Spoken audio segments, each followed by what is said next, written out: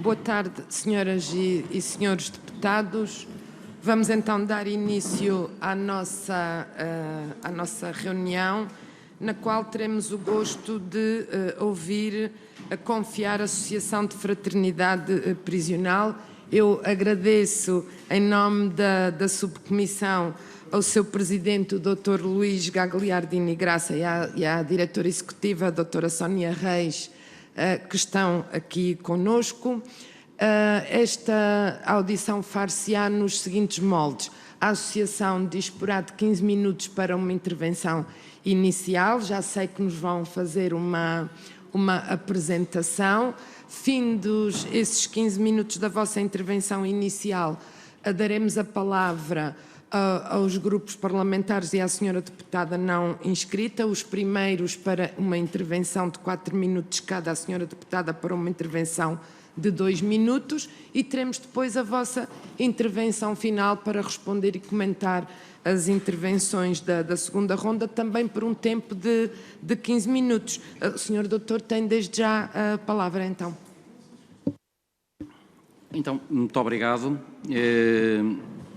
Senhora Presidente, Senhora Deputada Isabel Rodrigues, Senhoras e Senhores Deputados, muito obrigado pela oportunidade que nos dão.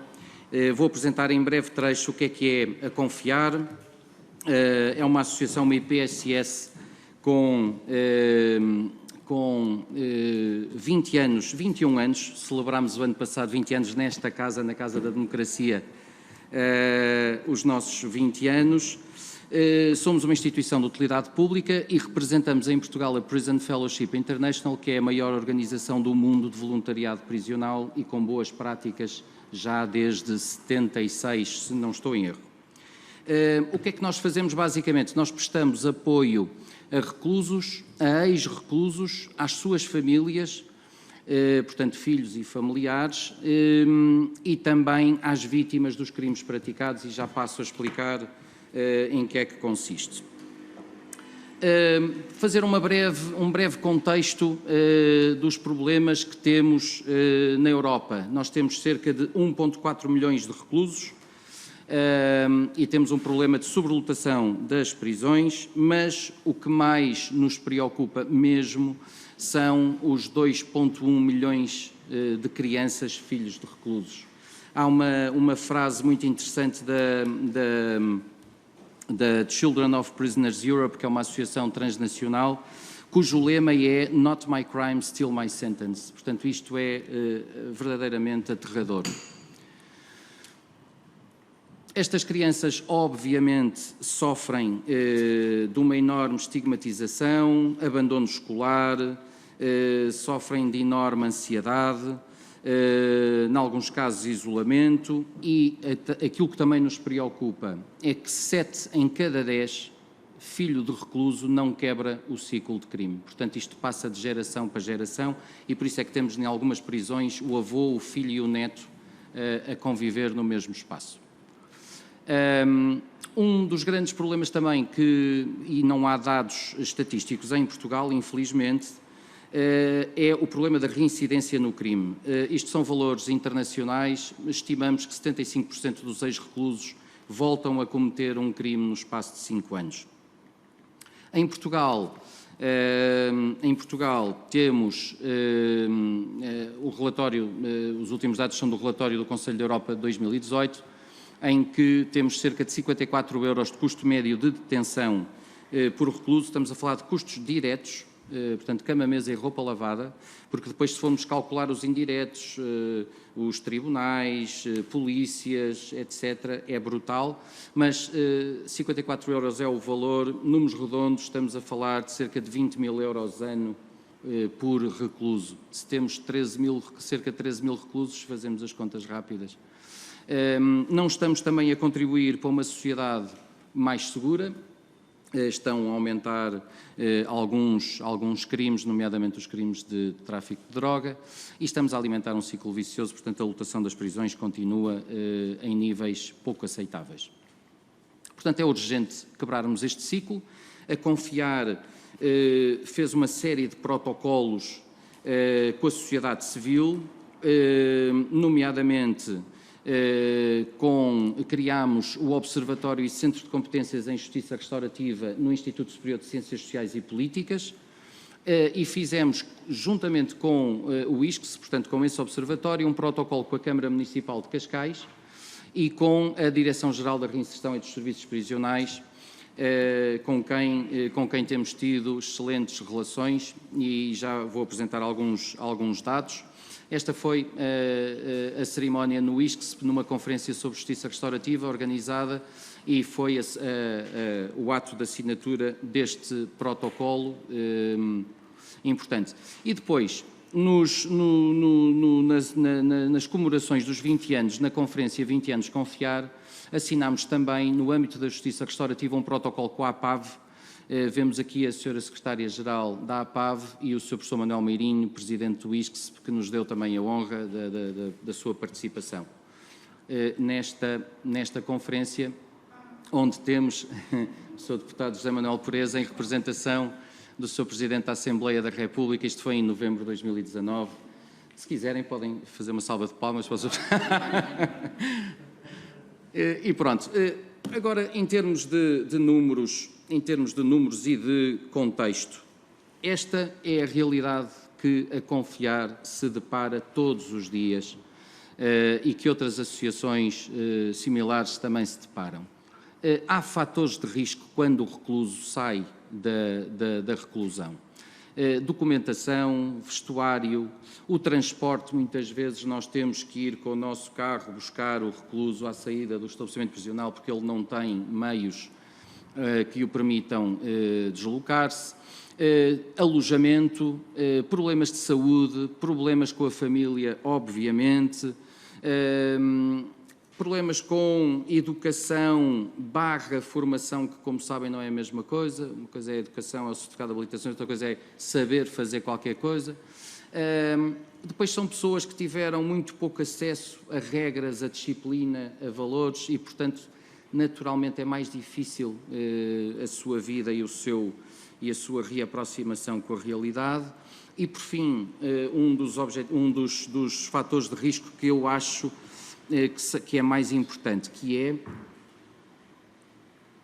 a motivação. Portanto, tem que haver uma motivação, as pessoas têm que estar preparadas para a sua reinserção e motivadas para sofrerem uma torrente de problemas enormes.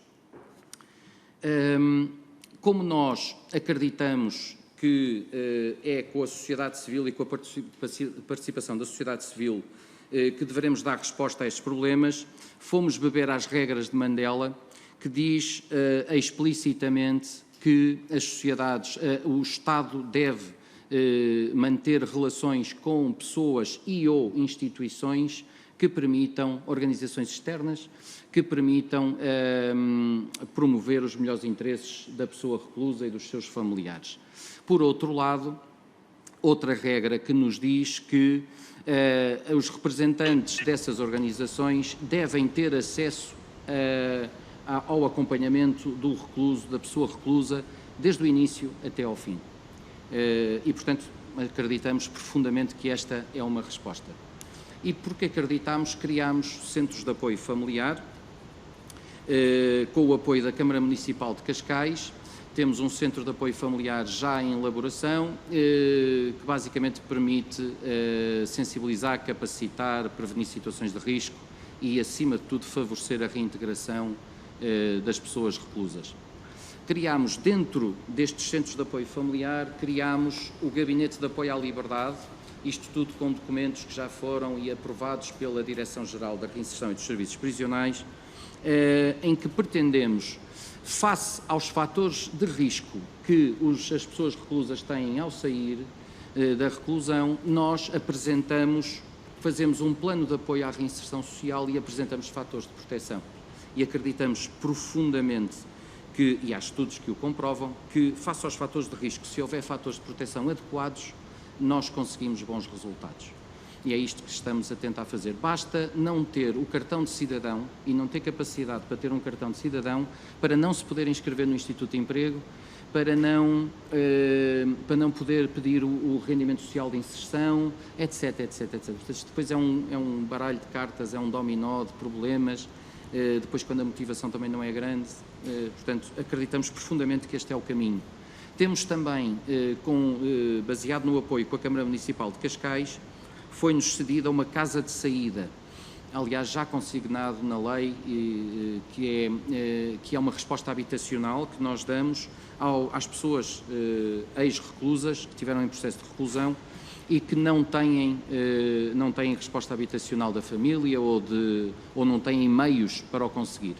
E, portanto, basicamente, apostamos no desenvolvimento das competências, temos-los connosco para favorecer, basicamente, a sua reintegração. Esta casa de saída é acompanhada de uma coisa importantíssima, de um tema importantíssimo, e aqui faço a ponte com a nossa coordenadora executiva, a doutora Sónia Moreira Reis, que nos deu a honra e o privilégio de, em 2015, nos apoiar num projeto chamado Building Bridges, que foi a primeira vez que juntámos em ambiente prisional vítimas com ofensores. E foi a doutora Sónia Moreira Reis que esteve nesse processo e se calhar passava-lhe agora a palavra. Penso que cumpri à risca o meu horário e muito obrigado. Muito obrigada, muito boa tarde, senhores e senhoras deputadas. É um privilégio aqui estar e, para cumprir à risca o prazo que nos foi dado, ou o tempo que nos foi concedido, avançarei rapidamente para explicar como é que a justiça restaurativa, ou o nível de intervenção que tem a confiar no contexto da justiça restaurativa. Considerando que a Confiar pretende ter uma intervenção integrada no que se refere à reinserção social dos ex-reclusos e considerando também todas as orientações internacionais e estudos vários, quantitativos e qualitativos, que medem o impacto da participação de reclusos e de ex-reclusos em processos restaurativos, a Confiar tem desenvolvido um esforço grande, até na qualidade de representante em Portugal da Fellowship International, que desenvolve vários processos restaurativos em ambiente prisional, tem desenvolvido um esforço sério para promover precisamente círculos restaurativos em ambiente prisional. Aliás, uma das vertentes do protocolo celebrado entre a Confiar, a APAV, a Direção-Geral de Reinserção e Serviços Prisionais e o Observatório e Centro de Competências em Justiça Restaurativa do ISCSP, visa precisamente continuar a promover a realização desses círculos restaurativos com a participação de reclusos e de vítimas dos seus crimes ou de representantes da comunidade quando tenha cabimento no caso concreto. E porquê? Porque, de acordo com os dados que a Fellowship nos dá, de facto, na intervenção concreta nos estabelecimentos prisionais e no trabalho concreto desenvolvido com reclusos, chega-se à conclusão que há um impacto positivo nestes processos restaurativos, com um contributo no universo da intervenção da Fellowship International. Claro que há outros números, mas neste universo em concreto que nos informa, temos aqui um impacto de 72%, portanto um número muitíssimo veemente. E isto porquê? Porque, de facto, se a justiça restaurativa nasceu, sobretudo, para dar resposta às necessidades da vítima e, portanto, para dar resposta àquilo que a vítima gostaria às perguntas que a vítima gostaria de dirigir ao seu agressor na primeira pessoa. Muito obrigada. Há, todavia, que ter em linha de conta que, do lado dos agressores, e, portanto, neste contexto, do lado dos reclusos e ex-reclusos, há um impacto também muito positivo que é identificado. Por um lado, porque a vítima tem a oportunidade de contar a sua história e o impacto que o crime teve nela na primeira pessoa.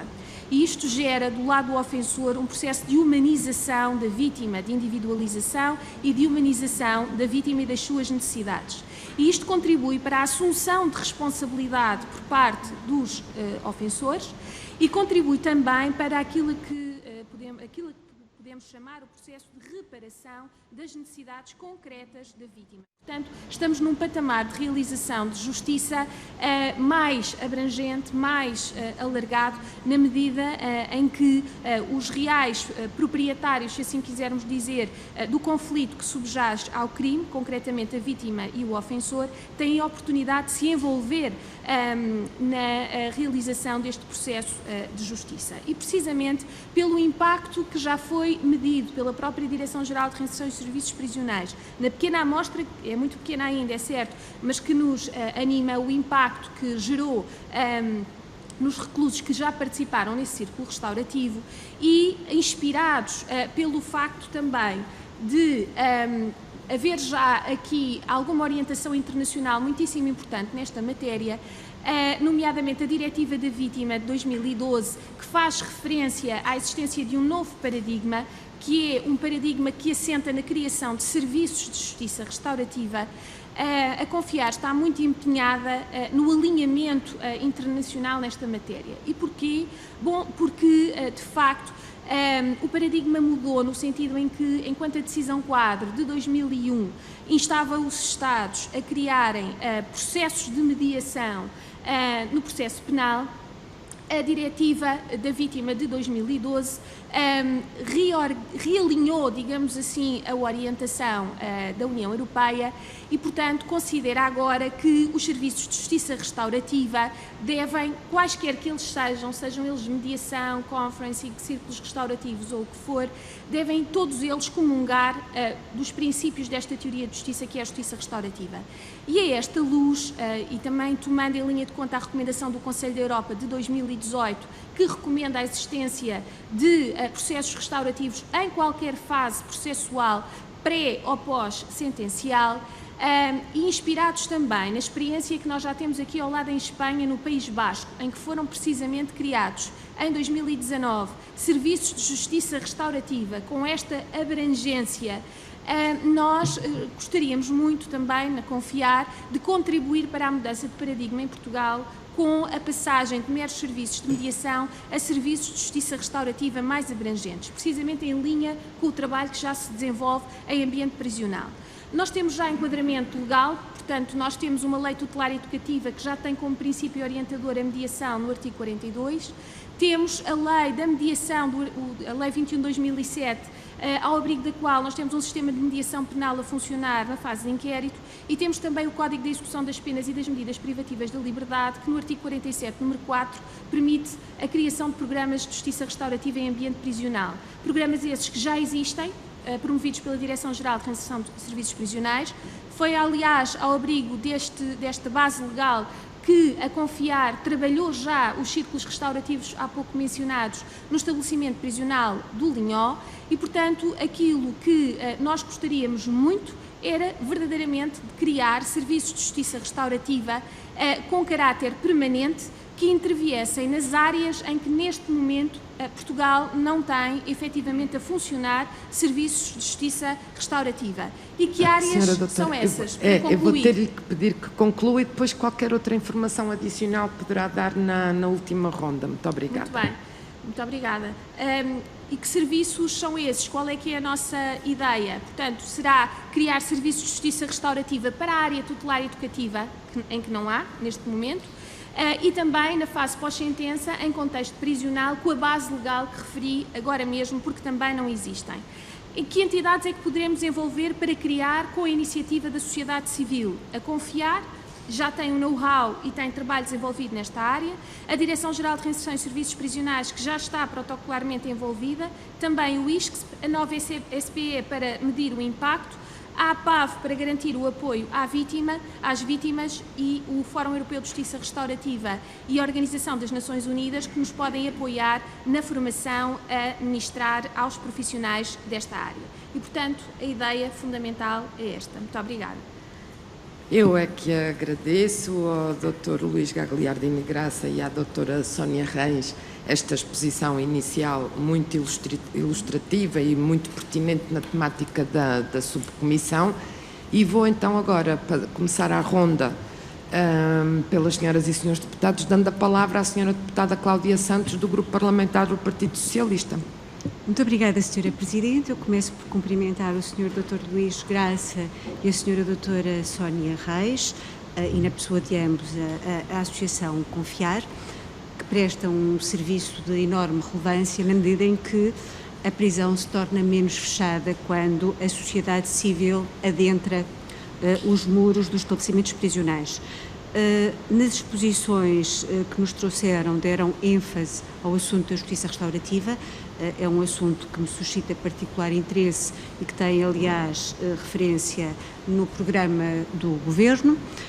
Parece-me claro que em Portugal estamos muito aquém daquela que devia ser a dimensão das práticas restaurativas, depois de elas terem tido acolhimento na Lei Tutelar Educativa, na Lei 21 de 2007 e também no Código de Execução de Penas e Medidas Privativas da Liberdade, e vou focar-me nas práticas restaurativas pós-sentenciais ou em contexto prisional, na medida em que são aquelas a que a Confiar tem prestado particular atenção.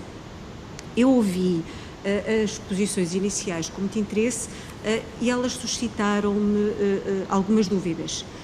Sendo claro que desde 2009 o nosso Código prevê, no artigo 47, número 4, que aliás foi aqui referido, a possibilidade de o recluso participar com o seu consentimento em programas de justiça restaurativa, nomeadamente através de sessões de mediação, parece-me que esta solução normativa indicia uma preferência do legislador pela mediação vítima-agressor, enquanto prática restaurativa, que aliás é claramente dominante no âmbito europeu, por contraposição aos círculos restaurativos ou conferências familiares que prevalecem no sistema anglo-saxónico, nomeadamente na Austrália, na Nova Zelândia ou nos Estados Unidos. E, portanto, a minha primeira dúvida relaciona-se com a preferência que parece ser manifestada nas práticas restaurativas que promovem pelos círculos restaurativos, ou seja, aquilo que gostava de compreender é por que motivo é que se opta pelo círculo restaurativo e não pela mediação pós-sentencial, que envolve, ou devia envolver, um mediador habilitado pelo Ministério da Justiça, e também gostava de compreender essa opção pelos círculos restaurativos na medida em que os países cujos modelos são considerados precursores no âmbito europeu, enfim, estou-me a referir nomeadamente ao modelo belga, optam pelo recurso à mediação pós-sentencial e também pela obrigatoriedade de, em todos os estabelecimentos prisionais, existir um consultor de justiça restaurativa com papel relevante, quer na pacificação dos conflitos intramuros, quer dos conflitos que deram origem à condenação. E, portanto, aquilo que pretendia compreender era, primeiro, círculos restaurativos porquê. Segundo, eu penso que a senhora doutora Sónia Reis disse que houve vítimas de crimes que participaram nesses programas restaurativos. Eu gostava de perceber se foram as vítimas dos crimes que levaram à condenação daqueles agentes. Referiram também, e gostava de perceber quem dirigiu esses círculos, se não foi um mediador habilitado pelo Ministério da Justiça, quem foi. E também gostava de compreender a referência que fizeram aos 72% de casos em que a justiça restaurativa ajudou a quebrar o ciclo, ou seja, quantos processos de mediação houve, quantos reclusos estiveram envolvidos, quantas vítimas desses reclusos e, sobretudo, no contexto de condenações por que crimes. Na verdade, tenho, portanto, mais dúvidas do que observações e manifesto o interesse por parte do Grupo Parlamentar do Partido Socialista na compreensão dessas práticas restaurativas que pretendem promover, assumindo o nosso compromisso com a promoção das práticas restaurativas no sistema português. Muito obrigada.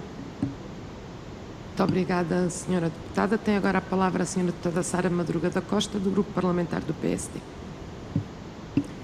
Muito obrigada, Sra. Presidente. Gostaria, em primeiro lugar, de apresentar os nossos cumprimentos à instituição que aqui hoje está presente, agradecer a vossa apresentação e, em nome do Grupo Parlamentar do PSD, saudar o trabalho que desempenham em prol dos reclusos, em prol dos ex-reclusos e das suas famílias.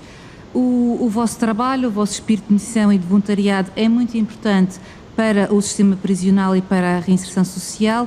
A problemática da exclusão social e da pobreza, como nós sabemos, assumem especiais contornos nos reclusos, no local onde há a privação de liberdade, a falta de apoio dos familiares e a exclusão na sua mais variada forma. Mesmo em reclusão, um indivíduo, apesar de manter os seus direitos e deveres como cidadão, salvo os limites impostos pelas medidas de privação da liberdade, é excluído, como nós sabemos, de alguma forma, quer seja do trabalho, quer seja da educação, eventualmente da formação, e é no sentido de trabalhar contra a exclusão que a administração penitenciária e todos os serviços públicos que participam na execução da pena se devem empenhar na reinserção social dos reclusos através da implementação de medidas e políticas sociais. Como também nós sabemos, o sistema judicial português tem-se debatido ao longo dos tempos com algumas questões, como a execução de um novo paradigma de sanções e medidas de segurança penais e com a questão da reinserção social dos reclusos. É uma matéria complexa que engloba não só a questão da reinserção social, mas também um conjunto de políticas definidas para o sistema judiciário globalmente considerado. Diga-se, por exemplo, as políticas criminais, as molduras penais, o regime jurídico da prisão preventiva, o regime jurídico da liberdade condicional, etc. No caso específico da reinserção social, esta depende muito das políticas que são definidas e executadas para os vários setores do sistema prisional, como as políticas de saúde, do emprego, formação profissional, o ensino. Depende ainda também das medidas de caráter jurídico organizacional, em especial as medidas de flexibilização da execução de penas. É neste sentido que consideramos que o contributo da vossa instituição é muito importante. É importante percebermos aqui hoje qual é que é a vossa experiência, e a vossa apresentação já foi muito importante nesse sentido, qual é que é a vossa avaliação às políticas criminais neste momento existentes, à ocupação e ao funcionamento dos estabelecimentos prisionais e aos programas e aos resultados da reinserção social. Outra grande problemática, também referida aqui na vossa apresentação, é a que diz respeito às crianças dos reclusos e à necessidade, como referiram e bem na vossa apresentação, de quebrar o ciclo. Também gostaríamos de perceber, na vossa opinião, como podemos melhorar esta realidade da problemática das crianças, dos reclusos, quais as políticas públicas que devem ser implementadas para melhorar esta realidade e qual poderá ser o papel do Parlamento e do legislador nessa área. Gostaríamos também de perceber com maior detalhe o projeto que aqui referiram do Building Bridges e o nível de intervenção que têm na justiça restaurativa. Gostaríamos também de perceber melhor qual é que é o resultado da vossa abordagem humanística a esta problemática e perceber, na vossa opinião, quais são as vantagens e eventuais desvantagens para o nosso sistema judicial deste novo paradigma da justiça restaurativa. Eu ainda tenho algum tempo e deixei para o fim uma questão também que tem algum particular interesse, que está relacionada com o meu círculo eleitoral, que é a região autónoma da Madeira, e gostaria de saber como é que está a correr a vossa experiência na Madeira. Sei, tenho conhecimento que neste momento tem lá uma delegação e gostaria de saber como é que está a funcionar a vossa delegação na Madeira, que articulação é que tem existido com a realidade prisional da Madeira e com as políticas criminais na Madeira e sei, obviamente, e gostaria também de que compartilhassem connosco de que forma é que estão a desenvolver esse projeto pioneiro e fundamental também na Madeira para aqueles que mais necessitam. Obrigada. Muito obrigada, Sra. Deputada. Tem agora a palavra o Sr. Deputado José Manuel Pereza, do Grupo Parlamentar do Bloco de Esquerda. Faça favor. Muito obrigado, Sr. Presidente. Senhoras e senhores deputados, muito boa tarde. Cumprimento o Dr. Luís Graça, a Dra. Sónia Reis enfim, expresso o gosto que tenho e que o Grupo Parlamentar que aqui represento tem em vos ouvir neste contexto que se vem associar a outros momentos em que já tivemos a oportunidade de conversar e de trocar opiniões sobre o caminho a fazer digamos, para as políticas e para as formas de intervenção que preconizam a partida Confiar. Numa dessas, enfim, ao longo deste processo de diálogo que tenho tido o gosto de ter convosco, tenho sublinhado e, sobretudo, lembro-me que da última vez em que pudemos conversar eu sublinhei isso, quero dizê-lo aqui, que compreendo bem a total insatisfação por parte de quem quer que seja com a forma como a reinserção social é ou não é posta em prática no nosso sistema prisional. Todas e todos certamente temos, cada uma à sua maneira, naturalmente, temos preocupações muito sérias sobre, digamos, as insuficiências do sistema, digamos assim, das práticas de reinserção social. Face a isto, eu sou daqueles que pensa, e o partido que aqui represento tem essa opinião, que desresponsabilizar o Estado por essa abordagem, por essa tarefa, é errado. E que, portanto, em primeira linha, o que defendemos, a partir do Bloco de Esquerda, é justamente que cabe ao Estado assumir as suas responsabilidades, cabe aos deputados pressionar o poder político, o restante poder político, cabe aos parlamentares encontrar os meios financeiros para que assim seja, cabe ao Governo, em primeira linha, organizar e pôr em prática uma política de reinserção social adequada às necessidades do tempo presente e às características da população prisional. Primeiro ponto. Segundo ponto, isto em nada nega o quão é bem-vinda uma intervenção e um envolvimento por parte de associações, organizações não governamentais e outras expressões de dinâmica social e de intervenção, enfim, inspirada por diversos tipos de valores para colmatar e para ajudar e para dar maior densidade ao trabalho de reinserção social. E, portanto, creio que o trabalho de mais de 20 anos da Confiar dá-lhe crédito justamente para se apresentar ao serviço e para dizer, digamos, e para expressar a sua capacidade de ajudar neste processo. Desse ponto de vista, como creio que também já tive a ocasião de vos transmitir, parece-me que o interlocutor de primeira linha é o Governo, no sentido em que, e daí que naqueles slides que nos apresentaram, esteja, e bem, a vontade ou a prática já de articulação, parceria, enfim, com a Direção-Geral, porque é justamente disso que se trata, dado que se trata de uma intervenção, enfim, material, se quiserem, personificada, se quiserem, dentro do sistema prisional. E, portanto, o Parlamento, o que é que o Parlamento aqui pode fazer? Eu acho que o Parlamento pode... o que é que o Parlamento pode fazer, tendo em conta que as diretrizes internacionais e designadamente europeias nesta matéria encontram já eco dentro da legislação nacional, como já foi demonstrado por vós e há bocadinho sublinhado pela deputada Cláudia Santos. Ou seja, o Código de Execução de Penas, a Lei de 2007, a Lei Tutelar Educativa, parece já demonstrarem suficiente abertura para a inclusão desta dimensão de justiça restaurativa. Cabe aos deputados, eu creio que sim, avaliar se essa abertura é suficiente. Cabe aos deputados calibrar essa inclusão de uma dimensão de justiça restaurativa. E, portanto, da nossa parte, quero aqui exprimir-vos o que já sabem, que é a abertura da nossa parte a considerar, em articulação convosco e com outros atores, justamente se vale a pena a intervenção legislativa neste sentido. E cabe-nos, evidentemente, também, cada vez que pudermos ter interlocução com o Governo, enfim, pelos meios que são próprios de uma interlocução com o Governo, pressionar o Governo para que esta dimensão esteja presente como deve estar, porque ela, desde logo, consta da lei e, portanto, não pode deixar de ser cumprida. Pronto. Estas são posições de princípio que já conheciam, mas eu queria, neste contexto mais institucional, transmiti-las. E queria apenas fazer uma pergunta, procurando, digamos, completar o mapa das perguntas que foram deixadas pela Sra. Deputada Cláudia Santos, também pela Deputada Sara Madruga da Costa.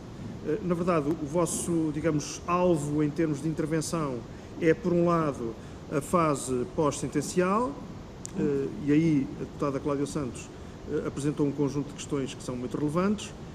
Eu queria perceber melhor, também estou interessado nisso naturalmente, mas já agora queria perceber melhor que tipo de intervenção preconizam para os centros educativos, porque é outra área e eu creio que nós na sua comissão vamos um destes dias incidir sobre os centros educativos, até agora naturalmente incidimos mais sobre os estabelecimentos prisionais, mas era muito importante do nosso ponto de vista perceber que diagnóstico fazem de ausências nos centros educativos a este respeito e portanto que modelo de intervenção preconizam.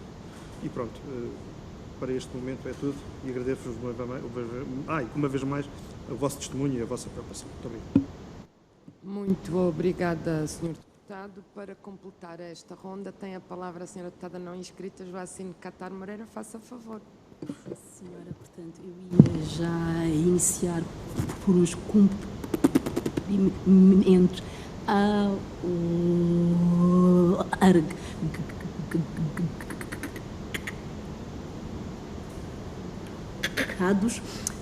e ir do tipo imediatamente, não é? Que área? Eu normalmente acho absolutamente entusiasmante, necessário todas as ações de humanização e de inclusão, não é? No que diz respeito ao sistema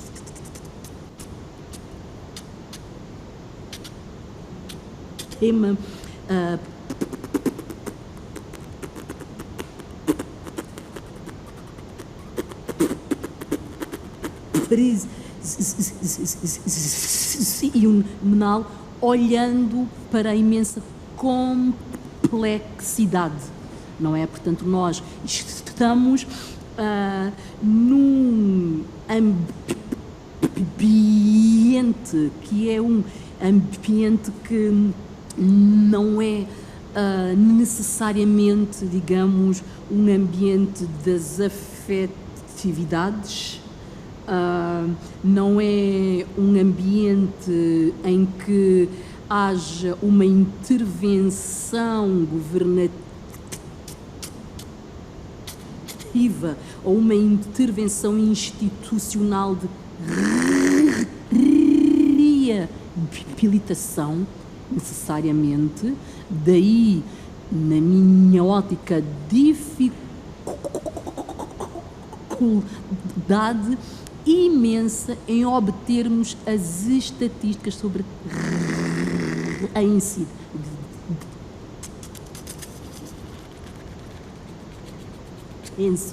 Exatamente porque o elevado número de reincidência mostra-nos algo óbvio, é que o sistema está obsoleto, ele efetivamente não é eficaz de um lado, não é eficiente, mas eu ao mesmo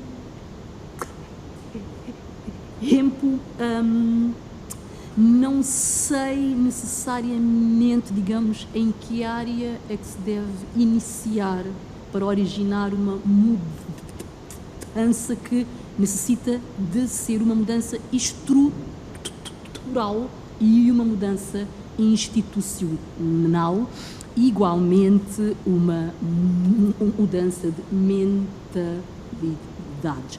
Em relação à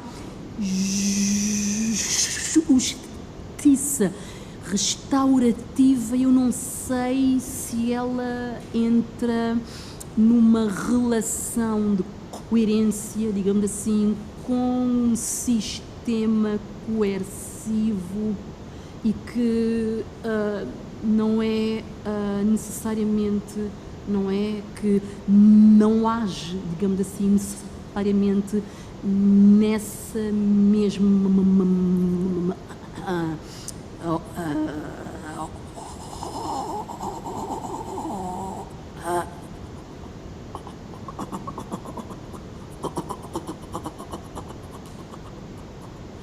ótica, e entender igualmente em que circunstâncias é que efetivamente se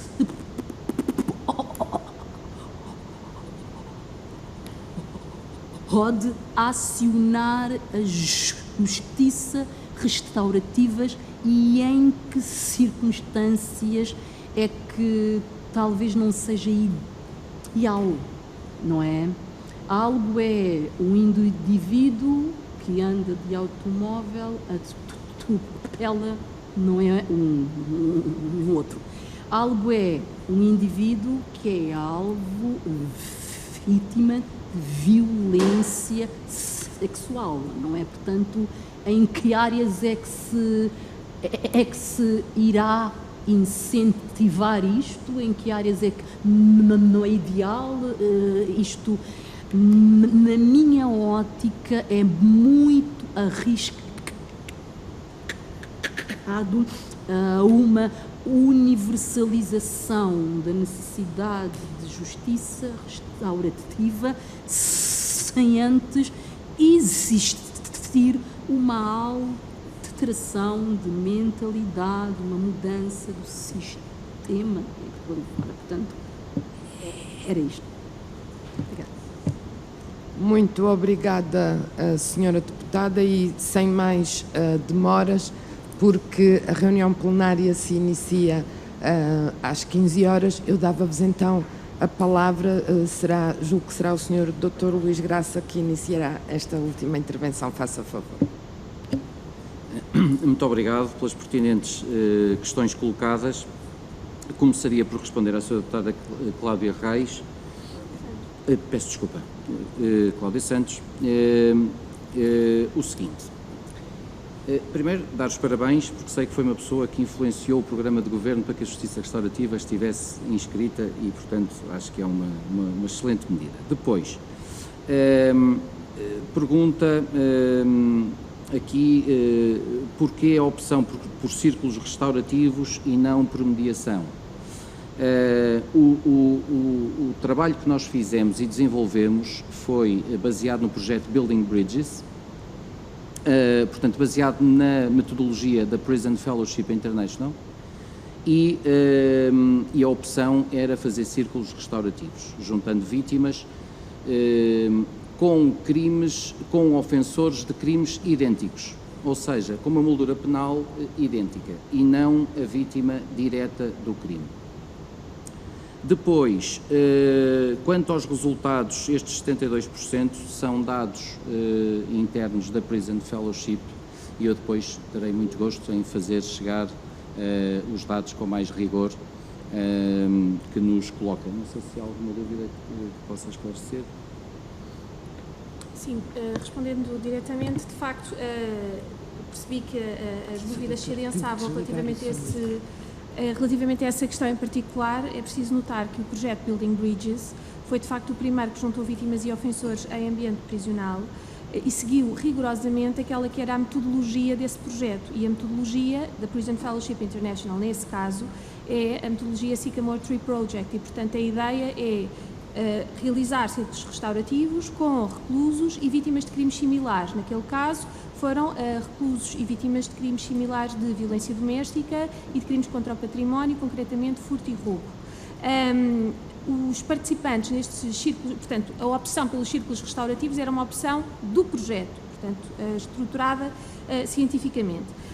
E, por outro lado, todos os participantes que dirigiram os círculos restaurativos no âmbito dos diferentes países envolvidos neste projeto receberam formação centralizada pela entidade que coordenava o projeto, sendo que no caso português, para além da minha pessoa, que recebia essa formação a par de outra, participou também um mediador certificado pelo Ministério da Justiça. Não faz parte, essa é a pergunta da senhora deputada Cláudia Cruz Santos, da lista de mediadores do sistema de mediação penal concretamente, mas é um mediador certificado pelo Ministério da Justiça.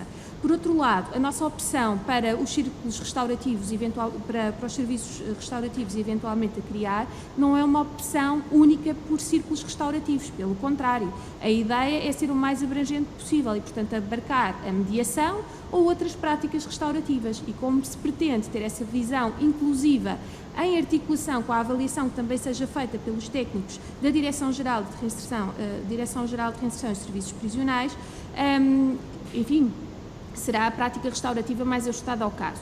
É que não nos podemos esquecer que uma parte significativa da população reclusa em Portugal cometeu crimes sem vítimas diretas, nomeadamente no caso do tráfico de droga, e, no entanto, nós achamos, pela experiência que conhecemos, que, de facto, há outras práticas restaurativas que poderiam ter cabimento. Mesmo na Bélgica, que a senhora deputada Cláudia Cruz Santos referiu, para além da mediação, que é talvez, de facto, a pedra angular em matéria de práticas restaurativas, também são acolhidas outras, nomeadamente o conferencing, que agora começa a despontar.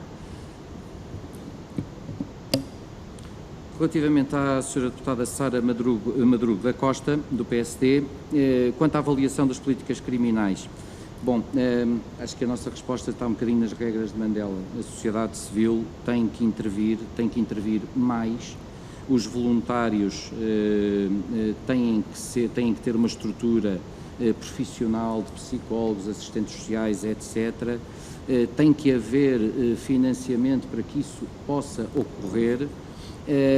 E, portanto, em jeito de avaliação, acho que podemos melhorar muito a situação em que estamos. Em relação às políticas públicas na questão das crianças, nós somos também parceiros da Children of Prisoners Europe, que é uma organização internacional de investigadores de várias universidades europeias e que tem um conjunto de boas práticas que depois também podemos fazer chegar com muito gosto. E que passa por espaços privilegiados dentro dos estabelecimentos prisionais para que as crianças possam visitar os seus pais, etc. Então, são imensos itens. E faremos chegar com toda a certeza. Pergunta-me a delegação da Madeira. Nós assinámos este protocolo com a Direção-Geral em outubro de 2018. Em outubro de 2019, depois de uma troca intensa de documentos e de validação de documentos, entramos pela primeira vez no dia 6 de outubro, se não estou em erro, num estabelecimento prisional em Sintra, com este gabinete de apoio à liberdade. Entretanto, em março, dá-se a pandemia, portanto, os serviços acabaram por...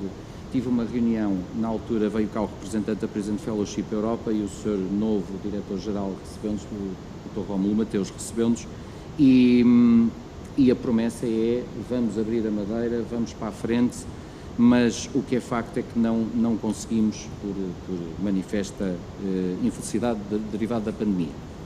Mas temos todo o interesse, temos lá uma excelente técnica e temos todo o interesse em avançar com a Madeira. Quanto às vantagens da justiça restaurativa, se calhar passava aqui à doutora Sónia Moreira Reis. Bom, as vantagens para as vítimas estão na base da criação e da disseminação de serviços de justiça restaurativa no contexto europeu. Não é por acaso que os instrumentos de direito internacional cada vez mais recomendam que os Estados tenham efetivamente serviços de justiça restaurativa, não só no plano formal, na lei, mas que tenham efetivamente processos e que garantam o direito de acesso a esses serviços. Algo que na realidade portuguesa parece-nos que não está efetivamente a acontecer. Eu diria que a nossa legislação é perfeita, começa a funcionar bem, mas agora talvez a sociedade civil possa contribuir para o retomar desta forma de realização de justiça. Portanto, uma visão verdadeiramente complementar, é essa a nossa ideia. E do lado do ofensor, eu não sei se, ou dos reclusos, em concreto, não sei se ficou claro daquilo que eu referi, mas aquilo que se demonstra é que, de facto, a justiça restaurativa, com esta forma humanista, personalizada e individualizada de realização de justiça, contribui claramente para o plano que o legislador tem em matéria penal, na letra do artigo 40, número 1 do Código Penal, que é precisamente contribuir para a prevenção especial e para a ressocialização, diminuindo os níveis de reincidência. E, de facto, há estudos interessantes também aqui ao nível europeu que demonstram que a participação em processos restaurativos tem esse impacto. Por exemplo, concretamente, quanto à prática restaurativa mediação, a que diretamente a senhora deputada Cláudia Cruz Santos há pouco se referiu, há um estudo de 10 anos na Áustria, desenvolvido pela professora Krista Pelikan, quanto aos crimes de violência doméstica, que aponta para uma diminuição dos níveis de reincidência penal, também nos crimes de violência doméstica, quando os agressores e as suas vítimas, com salvaguardas, que é algo que nós não temos ainda em Portugal e que deveríamos ter, com salvaguardas, com um conjunto de protocolo que protege especificamente a vítima, nomeadamente, participam em processos restaurativos. No caso concreto, a mediação vítima-ofensor. Portanto, esses números existem e estão medidos positivamente. Quanto ao Sr. Deputado José Manuel Pureza, muito agradeço as suas questões. De facto, desresponsabilizar o Estado não é de todo opção, nem é isso que se pretende. Nós pretendemos um trabalho absolutamente complementar. O interlocutor é o Governo, por isso já foi enviada uma carta à Sra. Ministra, um pedido de audiência à Sra. Ministra da Justiça, em julho, assinada pelo professor Rui Pereira, coordenador do Observatório de Justiça Restaurativa, pelo Presidente do Fórum Europeu de Justiça Restaurativa, o Sr. Tim Chapman, por mim próprio, pela doutora Sónia Moreira Reis, no âmbito de um projeto que também está a desenvolver, e, portanto, estamos a aguardar, mas o que nós gostaríamos mesmo de expor e de promover é que é possível, com fundos do orçamento, fazermos um trabalho muito melhor e se calhar, quando nos interpela o que pode o Parlamento fazer, dado que as leis estão feitas e até estão bem feitas, eu se calhar proporia uma visita às melhores práticas europeias, que é ao Instituto de Reinserção Social do País Basco, que está a trabalhar de uma forma fantástica e, portanto, por que não uma visita dos seus deputados com jornalistas e com outros elementos da sociedade, outros stakeholders da sociedade civil, onde possam constatar que este trabalho está a ser feito e está a ser bem feito. Que intervenção para os centros educativos? Deixaria também aqui com a minha colega. A ideia seria criar serviços de justiça restaurativa para os centros educativos especificamente, com intervenção na área tutelar educativa e, sempre que tivesse cabimento, com jovens que estivessem em centros educativos. Mas a ideia é intervir ao nível da lei tutelar educativa, que já prevê concretamente a mediação. E já agora é importante referir que a nossa ideia é envolver mediadores, designadamente mediadores, já certificados pelo Ministério da Justiça e que já constam, aliás, das listas de mediadores certificados do Ministério da Justiça. Portanto, a ideia não é inventar a roda, a ideia é precisamente trabalhar com a legislação que existe, com os profissionais que já estão formados e certificados pelo Ministério da Justiça. E a nossa ideia também, inspirados um bocadinho naquilo que está a acontecer em Espanha, no País Basco, como foi há pouco referido, mas que acontece em outros países, por exemplo, na Alemanha também, em Inglaterra, em que são organizações não governamentais que recebem financiamento de várias fontes que, efetivamente, desenvolvem os processos restaurativos mais ajustados ao caso concreto. Pode ser a mediação, pode ser outro, claro, sempre com mais incidência na mediação, porque, como já foi aqui e muito bem notado, é aquela prática restaurativa que maior tradição tem e maior implantação tem na Europa, no contexto europeu neste momento. Obrigada. Sra. Deputada Joacim Cata Moreira, muito obrigado. De facto, há imensa dificuldade em obter as estatísticas da reincidência em Portugal e outros dados estatísticos sobre o Ministério da Justiça.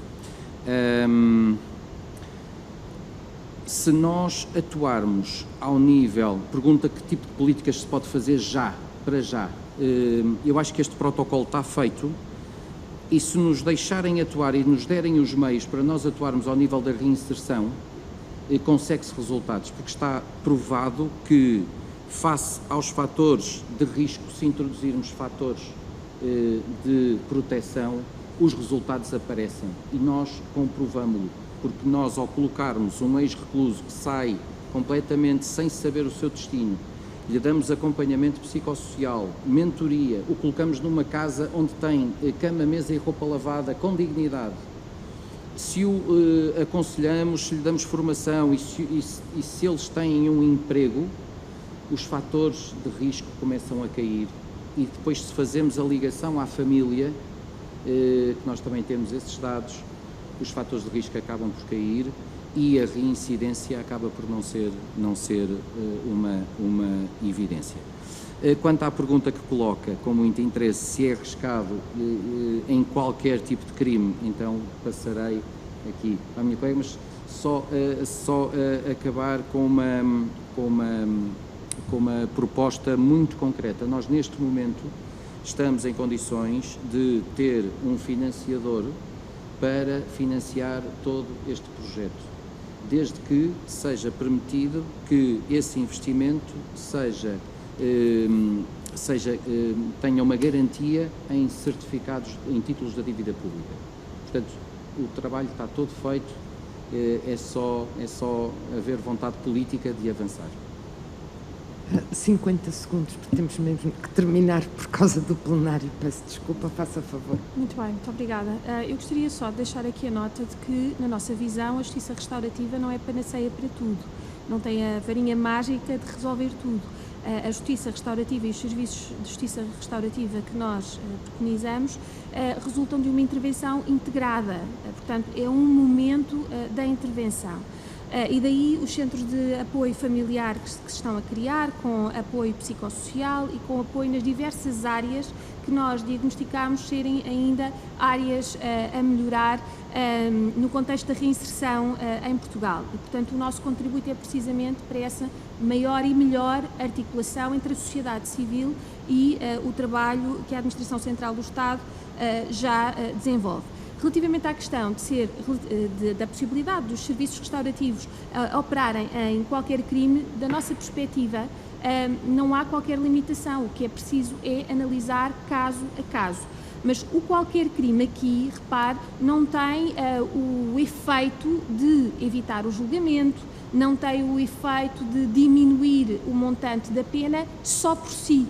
Portanto, se estamos a falar, se essa é a pergunta diretamente em relação a práticas restaurativas em contexto prisional, estamos a falar de pessoas que já foram julgadas, já foram condenadas e estão a cumprir pena. E, portanto, a eventualidade de práticas restaurativas serem introduzidas e terem lugar em ambiente prisional resultará, e disso ter algum impacto, qualquer que ele seja, relativamente àquele recluso em concreto, dependerá sempre de uma avaliação dos próprios técnicos da Direção-Geral de Reinserção e Serviços Prisionais e do juiz de execução de penas, naturalmente. Muito obrigada.